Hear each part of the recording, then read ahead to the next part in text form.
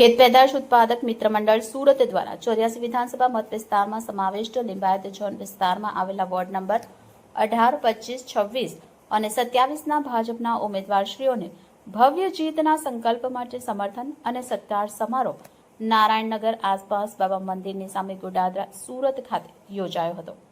આ કાર્યક્રમમાં 84 વિધાનસભાના ધારાસભ્ય સંદીપભાઈ દેસાઈ, એપીએમસી માર્કેટના ડાયરેક્ટર બાબુભાઈ શેખ, નીતિન ભાટિયા, સંદીપ સાળુંકે અને વોર્ડ નંબર 18, 25, 26 અને 27ના ઉમેદવારશ્રીઓ ઉપસ્થિત રહ્યા હતા।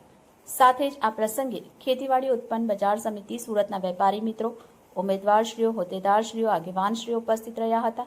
આ કાર્યક્રમ અશોકભાઈ ખામકર, શરદ પવાર, બંટીભાઈ, શહાજી ડાંગડે, સચિનભાઈ, ભરતભાઈ, ધીરજભાઈ અને શિવા પટેલ દ્વારા આયોજન કરવામાં આવ્યું હતું અને ભારે જહેમત ઉઠાવી આ કાર્યક્રમને સફળ બનાવ્યો હતો।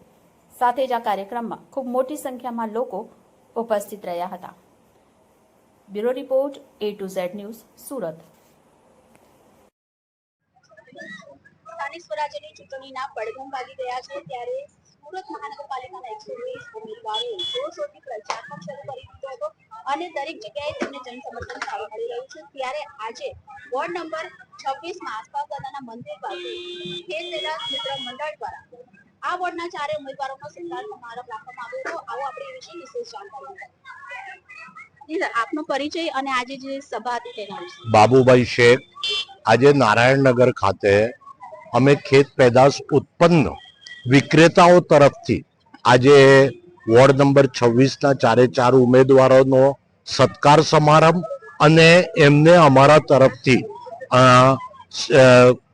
ખાસ એ લોકોને અમે ટેકો જાહેર કરેલ છે અને આ વિસ્તારમાં અમારા શાકભાજીને લાગતા વેપારીઓ મોટે ભાગે રહી છે અને બધા જ વેપારીઓએ આજે ભારતીય જનતા પાર્ટીના 4 ઉમેદવારોને અમારો ટેકો આપેલ છે, એમને આશ્વાસન આપેલ છે અને 26 તારીખે અમે મતદાન પણ આ વિસ્તારના લોકો આ ભારતીય જનતા પાર્ટીના 4 ઉમેદવારોને કરીશું।